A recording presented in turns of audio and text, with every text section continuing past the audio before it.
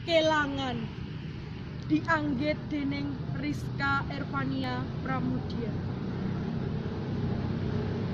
Ireng putih mripat iki anyawang tresno kang ora pantes dilakoni. Mergo kahanan kang matesi uga derajat lan materi.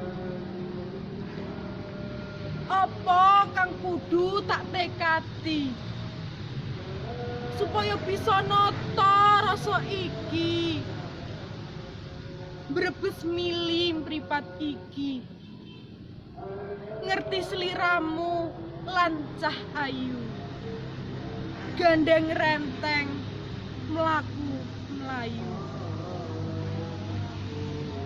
nibo tangi ngetutke awakmu, anggonku mlaku mlayu ora mok gugu, anggawe atiku catu lan aja rasane awakku, ora mung tekan semene uripku.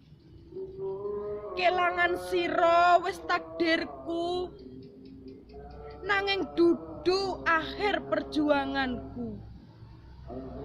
Eling, aku bakal tetep mlaku senajan tanpa sliramu.